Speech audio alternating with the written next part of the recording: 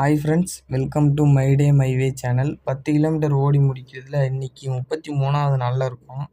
காலையிலே எழுந்திரிச்சு மங்களகரமாக ப்ரெஷ் பண்ண தொடங்கியாச்சு. காலை உணவுக்கு இந்த சாப்பாடு இல்லை, இந்த ஐஸ் பிரியாணி தான்.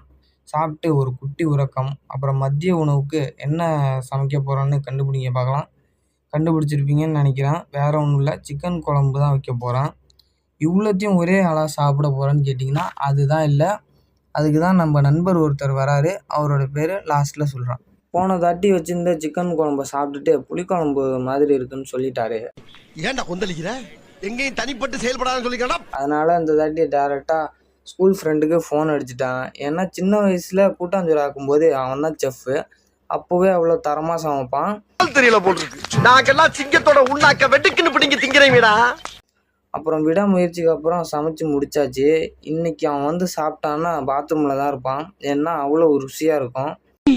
ஆளை பார்த்தா டம்மி பீஸா இருக்க, பயங்கரமான ஆளா இருக்கேடா. அவர் வேற யாரும் இல்லை, நம்ம கூஃபி நண்பர் தான்.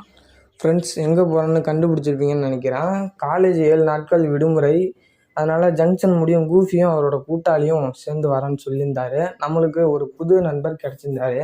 ஒரு சம்பவம் ஆயிடுச்சு. என்னன்னா 3 மணி போல தான் ஜங்ஷனுக்கே வந்திருந்தோம். சாயங்காலம் ட்ரெயினை பார்க்காம காலையில் போகிற ட்ரெயினை பார்த்துட்டு வந்துட்டோம். அப்புறம் 4:20க்கு மயிலாடுதுறைக்கு ஒரு ட்ரெயின் இருந்தது என் நேரம். அப்புறம் அதில் ஏறி உட்காந்துட்டு கூஃபிக்கும் அவரோட கூட்டாளிக்கும் பாய் சொல்லிட்டு வந்துட்டேன். நண்பர்களே, 2 மணி நேரம் பயணத்துக்கு அப்புறம் மயிலாடுதுறை வந்து இறங்கியாச்சு.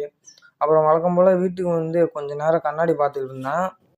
நானும் அழுக்காக இருந்தேன், கண்ணாடியும் அழுக்காக இருந்தது. அப்புறம் நீராடிட்டு வந்து தம்பி காமெடி வேண்டாம், நான் சொல்லிட்டேன். நான் காமெடி பண்ணாதன்னு சொல்லியிருக்கேன். நான் கண்ணாடியும் அப்படியே தொடச்சிட்டு இந்த நாளை முடிச்சாச்சு. கன்சிஸ்டண்டாக இருங்க, நாளைக்கு பார்க்கலாம்.